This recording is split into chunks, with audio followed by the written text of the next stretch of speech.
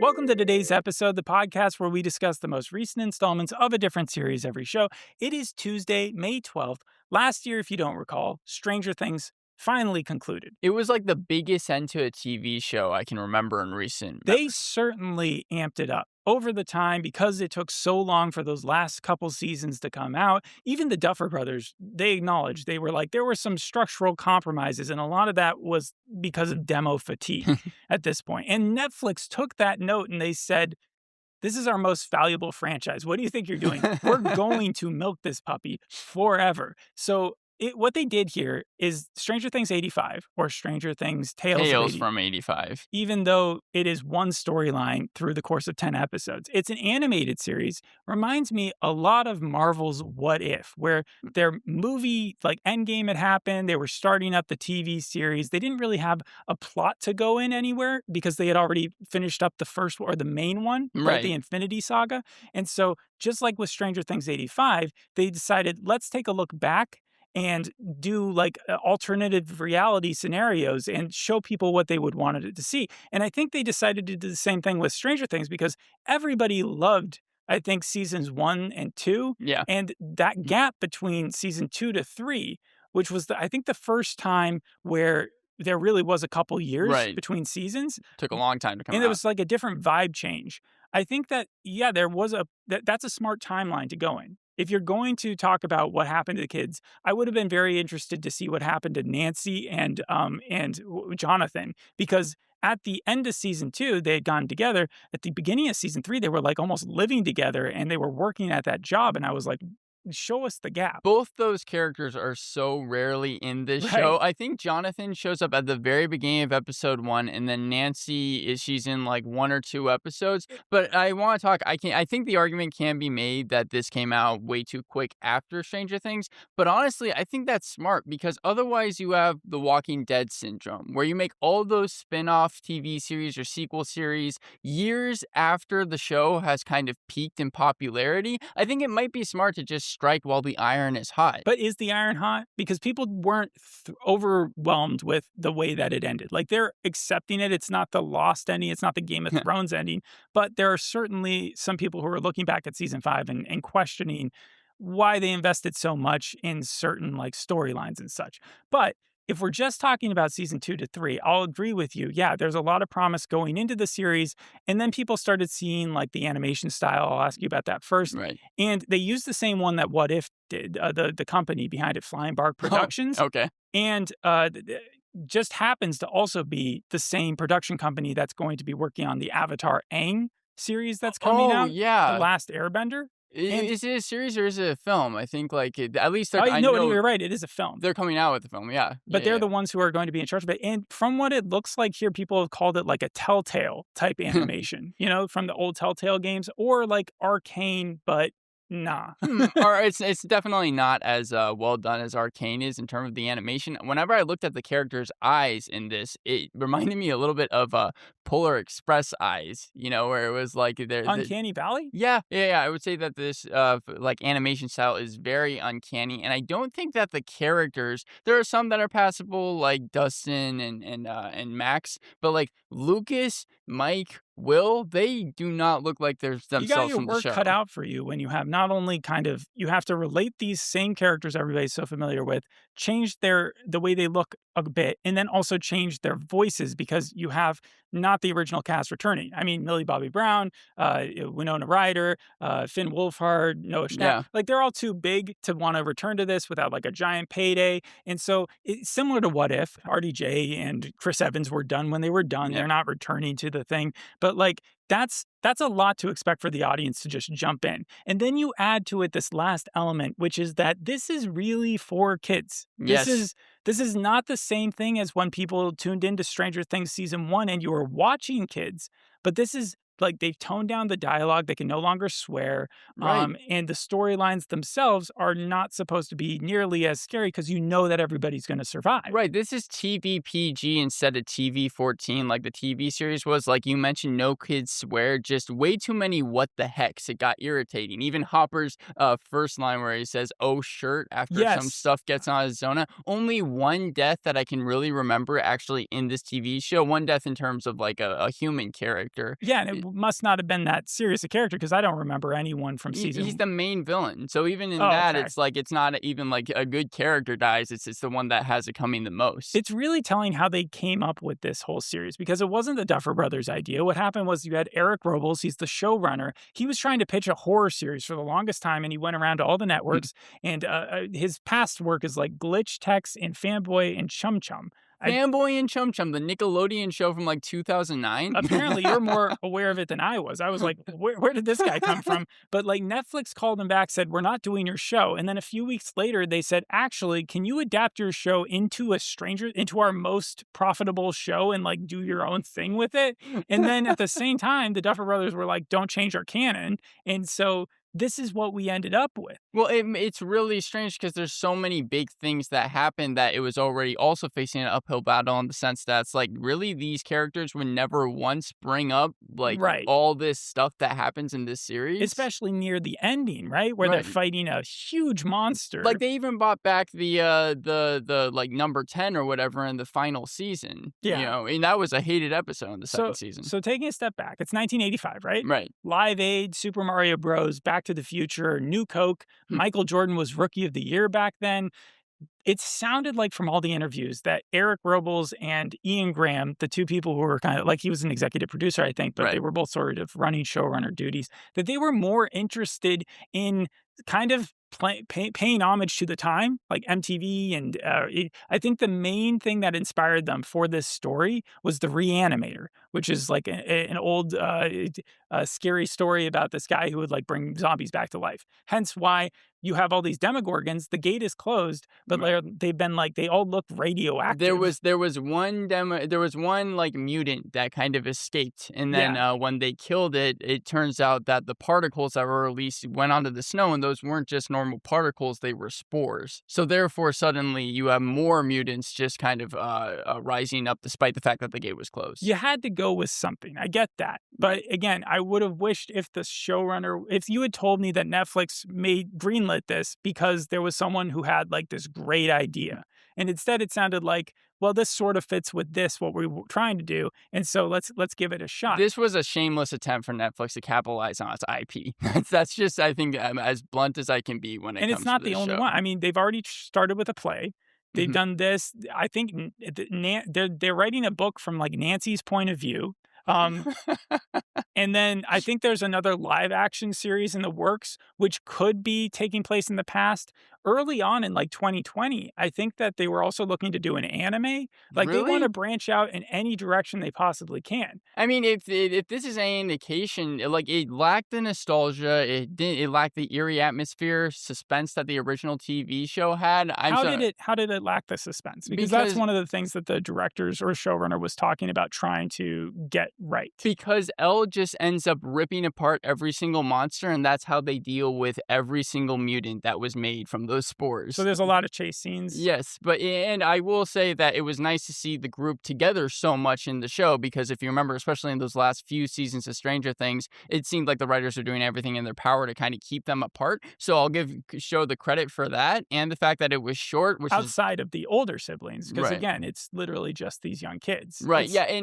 Because like even Hopper, he's not in the show. I don't even think that Will's mom makes like an appearance in the show. And like even though Dustin and Steve would have become friends in season 2, Steve only shows up for like one episode in episode Dustin's 4. like hanging out with like a guy who runs a convenience store. Am I right? Yeah, that is Nikki's mom's boyfriend. His name is Dan, and then also it seems like he has a will they won't they thing with a girl named Rosario. Even though I think in season 3 he has a girlfriend by a different name. So it seemed like they kept on trying to like add things that really do retcon the show. Okay, so you've sort of explained the demos are radioactive because they're actually just kind of spore versions of what we've seen before. Right, we get a snow shark in this series. We also get some evil pumpkin men. We got demo dogs, jerk-o'-lanterns, and snow sharks created by a rogue scientist, and like that's the Vecna of the story because Vecna is still stuck under the ground on the upside down. Some killer finds. What would happen if it had actually been successful, opened the portal down there, and then Vecna and this evil scientist like teamed up. Is that what they were, like, Yeah, hinting at would be the problem? yeah, so I at the very, like, end of the series, one of the monsters, the biggest monster that they have to fight, opens up a portal to the Upside Down. Oh. It was, like, even repeating things that had already happened in the previous series, but, like, things that they had already paid homage to, so it was like the stakes were just the same exact thing that Elle had to do in the season 2 finale. Well, it might be confusing because obviously they don't talk about that in season 3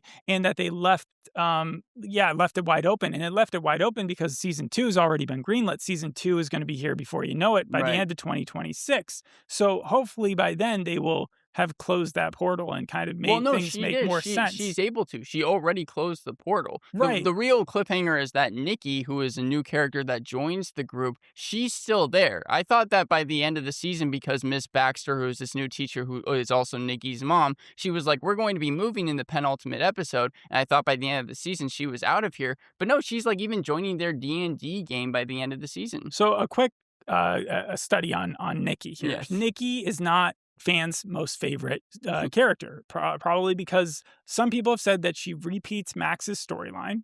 Hmm. I look at her and I see Punk Barb.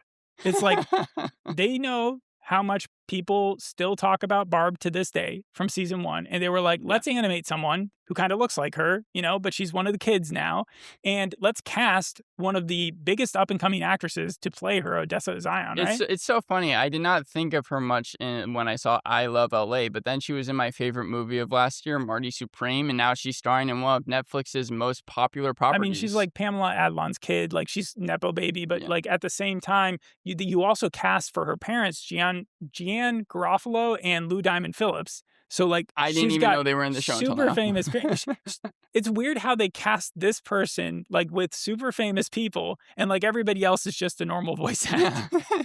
And then they give her, like, as much airtime, if not more, as, like, one of the main Oh, no, characters. she basically is the main character. She gets caught up by episode 2 after all the characters explain and give a recap of the first 2 seasons, and then she's, like, in the group, Right. you know? That's isn't that weird? Yes. No, I didn't Because like her. I some didn't like people her pointed at out all. how, like, the what happens in the Upside Down is a big secret. The Right. kids aren't supposed to talk about it. We see scenes later on where, like, Nancy and Jonathan and stuff are legitimately having to keep their mouths shut or lying about things the parents don't even know for the longest time. And yet one thing happens to this girl and suddenly the secret's out and they're talking about it with her openly. Well, it's not just even her. Like, do you remember what happens to the bullies in It in chapter 1? I remember it from it, yeah, sure. Yeah, they end up what happens to them? Well, one of them gets stuck in that weird, like, sewage pipe Tunnel. thing, yeah. Yeah, here the bullies And then one of them gets stuck in an insane asylum. That might be even the same one. right, the bullies here, Charlie and Jeff, they get eaten by a monster, and I think you're supposed to think that they're dead until you realize that actually these monsters are feeding off of humans. So at the end of the first episode, when Nikki is coming out of a pizza shop and kind of spoiling the plan that the kids had to trap this snow monster, she gets attacked by them. And then at the beginning of the second episode, Elle just does her thing. She rips open the monster, saves Charlie, and then suddenly, when Nikki's like, "I'll keep my mouth shut," she's in the group. Yeah. You know, it's In the group is called what? Because it's HIC, right? yeah, HIC, and I The forgot. Hawkins Investigators Club. That came from Dustin. Yeah, Yeah, that was Dustin his even has mind. it on his cap. He was even pointing out shoe boxes where he was hoping that people would put in their experiences with the monster so that they could try and catch all of them. A little bit kind of like Spider-Man No Way Home in that sense, where it's like there's a certain amount that they are trying to catch before it gets, absolutely insane. Did you have a different favorite character in this series? I don't think that there was a character that was my favorite. I found it strange because Will and Mike looked like the same character, just with different hair colors. So Will is like he's got the storyline throughout the series where he finds his own courage. Mhm. In the last season, he comes out as gay and like it's all about him embracing his identity and being heroic, right? Yeah. It feels like his heroism is already being shown in this series. Like he has a few moments where he just already does that, Right, right? yeah, even in episode 3, at the very beginning of episode 3, he has, like, this big mallet, and he Right. is, like, hitting this killer vine But with it. even parts where like Mike is cowering and Will has to be the one to like, isn't that the whole course of doesn't that take away from later on Yeah, where he's never done that before, and and it's suddenly now he has to be fighting these monsters alone? And it's strange because Nikki is having to continually validate him throughout the series, being like, "You're awesome, you're great, man." Like, it seems like whenever they were together specifically, it was only Nikki just being, like, as nice as she could be to them. If this was Stranger Things for tots, I would understand. Like, it's Mhm. okay. Netflix is trying to appeal to something you could show 3-year-olds so that when they're old enough, they could tune into the actual series. The Yeah. problem with that, though, is that they are making mention to a lot of the stuff that happened in season 1 and 2. And you can't watch the show and the relationships between the characters without having stuff like that spoiled for you if you were to go back and then watch the first season. Also, who is watching this that doesn't know what Stranger Things is? Well, You know that's what the I thing. mean? Yeah, yeah, Like, yeah. You got to measure that the core audience of people tuning in are not tuning in to show their children. Some of them very well could be. But what I'm saying is, like, if in 10 years, when it doesn't matter how old you are when you're tuning in, I don't know in what order you'd want to ever right. show your kid this. It would just ruin the first season. And the first season is well too good to be doing that for. Some people say that this is just like the endless scroll thing that's supposed to be playing on the side that Hmm. Netflix is possibly trying to push on their channel. Well, Where it's so repetition filled. Like, I have it here. Every episode's cliffhanger, I know I kind of mentioned it, is the same. Episode 1, a weird snow shark is about to attack Nikki. Then in the beginning of episode 2, Elle rips it apart. And then in the end of episode 2, the group is attacked by a giant Venus fly-looking monster. In episode 3, Elle rips it apart. In episode 3, Elle is knocked out after saving, you or said episode 3 twice. I'm saying the first scene of episode 3. Now I'm talking about the end of episode Okay, 3. Elle, it seems like, is almost dead, so she ends up being okay. And then episode 6, Mike, Will, and Nikki are at school attacked by a creature that ate their coach. And then episode 7, they have to deal with that. It's just the consistency that they decided to end the episodes with this monster that always attacks them, that they always end up defeating in the which next of course episode. they end up defeating it because they're alive the In next the season. first in the first scene, though, always with Elle just ripping it apart. People said episode 5 was the best. Do you agree? Episode 5 did not really deal with the aliens. What it did was in episode 4, Lucas had this Polaroid picture of an alien, and then they're at like this arcade, and the arcade manager picked up the picture and gave it to a newspaper company. So it's kind of like a heist episode Yes. where every single character, and that's the one that Nancy is even helping distract the guards because they're on the security cameras. The kids are trying to find it. I think that that's why people like it the most because it's the most different. And lo and behold, you have sort of an older person there. Maybe she's still is she still a kid? Is she still like 17 I years think old at she that has point? a job at the newspaper company, so I think that she's, like, just So out she of has high school. graduated. Right, and Right. then at the So, like, very having a young adult there to help out these kids, maybe that's a little beneficial for the show. and at the very end of that episode, the manager of the newspaper company sees that Lucas has the picture, but Elle ends up creating, like, a whirlwind of office supplies, and they're able to make it out with the picture, and then Dustin rips it up. Do you wanna say anything about the last batch of episodes, the ones that lead into the finale of them catching this, evil? Yeah, so the overall villain was pretty predictable because his name is Daniel Fisher. I think he's the one that's voiced by Lou Diamond Phillips. He's the least seen Wait, I character. thought Daniel I'm sorry then, I was wrong when I said that, that Lou Diamond Phillips was, the dad of Nikki? No. He's dating Nikki's mom, I believe. At least Oh, that's the relationship that I thought that it was. But yeah. yeah, You watched it, I didn't. he's the character that's just kind of there. Very strange. We only see him for a little bit amount of time. So I feel like even kids could realize that he was kind of the villain by the end of this thing. But yeah, in episode 9, the kids break into his place and see that he was working on these vines because he's trying to come up with a serum that brings things back to life. So he's kind of a mix of Batman villains because you've got Dr. Freeze, who's trying to bring his wife back to life, but Yeah. also Poison Ivy, who's obsessed with plants. Yeah. Yes. And so, yeah, and it even shows that he's the reason why in the first scene when we see that alien get taken out by one of the scientists, he's the reason why it came back to life. Also makes sense why people are comparing this to Scooby Doo Yeah. because it's like, oh, if it wasn't for your damn kids, I would have gotten away with it. At the end of episode 9, his whole entire place crumbles and suddenly everyone is in the sewers and there's this big giant monster that he's responsible for because he's kind of been feeding it. And yeah, I thought that the finale was actually actually the best looking episode. I thought that it looked the coolest because the monster was pretty intimidating and I was even gonna ask if they had, like, an Invincible thing where a lot of episodes of Invincible, it looks like cheap animation, and then suddenly they ball out and they yeah. make these really cool scenes or shots. For the first 9 episodes, it was just I don't want to just use your words, but it was I had here cheap animation. But when you got to the finale, admittedly, it did look cool when like Elle was having to fight this giant thing. Uh-huh. And then I know that that Dan is trying to collect his serum before he ends up getting kind of swallowed, almost Yoshi style, by this big giant monster that they end up defeating. Even Nikki has this light gun that she had been working on in the previous episode. I thought that People looked didn't like that. they didn't like the light gun? They didn't like the light gun because they were like, "You are just inventing, mythology." Like, we never see anybody fight a Demogorgon later on with a light gun. I honestly, when you just watch 9 episodes of boredom, I think just I being know, but able to just like, enjoy the aren't animation. they supposed to be like 10 at this point?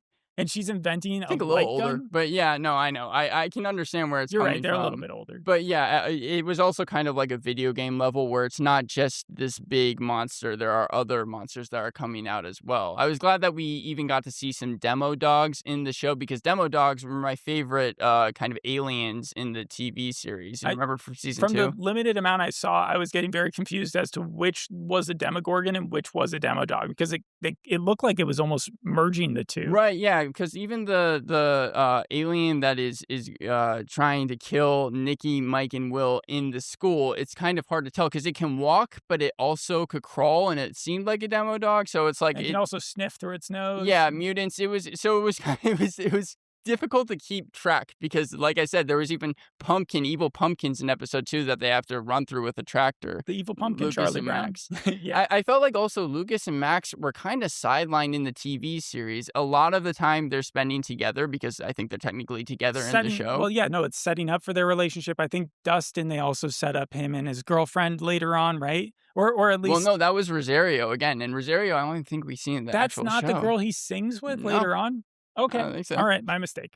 Oh, you're talking about Neverending Story. I Yeah, did. no, that was a different person. So that's what I mean when it's like there's these really weird like retcons that they were doing for the show. And just overall, yeah, they end up closing the gates. Nikki had kind of a falling out with Mike, but that gets resolved. And then Elle starts playing D&D with them, which I don't remember ever being a thing in the show. It absolutely was because at the very end, when Mike is taking, I'm spoilers for actual Right, Stranger right. Things, but like when he's looking at the booklets and he's like putting them aside, and everybody's got their D&D booklet, I think 11's definitely up there, right? Yeah, And well, doesn't it spell like a word or something? and yeah, Nikki is also there. But like overall, the show, it was just I didn't understand why it was made, or it seemed like they needed a lot of rewrites. There were Right, some I good don't think Nikki was actually in that would have been crazy if they'd included her in the live action. and then they were version. like, you know what? Let's actually expand on this Like they already character. knew that they were doing this show, and so they threw a Nikki Baxter up there, and everybody's like, "Who's Nikki Baxter?" I thought that the show, mentioning my few pros, it still had a great soundtrack to it. The Go-Go's, The I Cure, have Black heard people Sabbath. say that, yeah. Cyndi Lauper, even Vera Lynn's We'll Meet Again to close us out to show that the Upside Down actually still has some more aliens to it. That was the cliffhanger for the season. Like I said, the group is a lot more together in this show, and it's very short. But overall, it's too kid-friendly. Characters don't look or sound the same. A majority of them don't. And Elle, it seems like she's using her powers with no problem. Like, Yeah, she's getting a couple nosebleeds, but she's using it way more than she does they in the did actual want to show. expand on that. They were like, "Why doesn't she do this?" And so they included that. It would have been a tough trial to be in the showrunner's position. If I'm going to blame anyone for the bad stuff, I would more say Netflix for just like immediately greenlighting it without more of a fleshed out idea. After episode 3, I told you that if it kept on this, like, track, that it was going to be one of You the did. worst I was shows gonna, of the year. yeah. So you wanted to quit this, and I was like, Yes. we have to finish this out. There's no way And we don't talk about this show after seeing the full season, I can say it's going to end up on my list. I don't know if it's going to on your take worst number 1. ups. I don't know if it's going to take number 1. I still remember Imperfect Woman, and there's still more time for a show to come along that's worse. But man, this was bad. I'm going to give it a 2.5 out of 10. Okay. The one thing I would say is that if there was ever an opportunity for Netflix to look at how they could have extended this universe, they could have teamed up with Dropout. or the Critical Role people.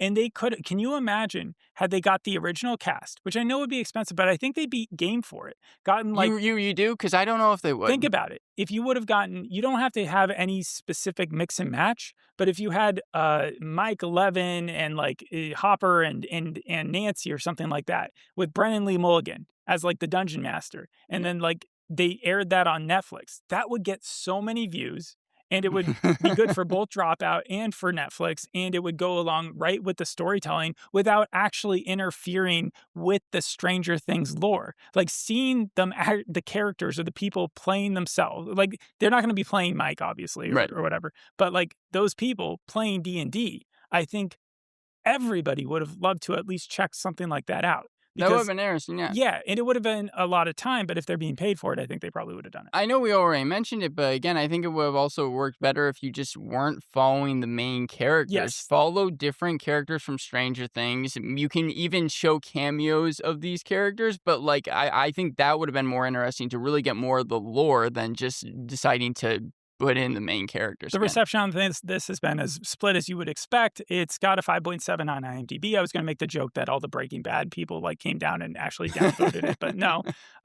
Yeah, no, this hasn't been super liked by even the hardcore fans. However, though, there are those who are trying to see it from a kid's perspective, and they're saying, well, it's got its pros. And I would say its biggest pro again is that it takes place between season 2 and season 3, where Yeah. the kids are still young enough to kind of have that innocence and naivety, which you kind of start to lose as they're doing these kind of As it goes childish on, yeah. childish plannings going on. Even the young adults, like their thing, they start to treat it almost like they're Charlie Brown characters, Yes. like the kids. Mwah, Okay, mwah. yeah. Thanks for listening. We'll see you in the next episode. Hope you enjoyed this one. Bye. Bye.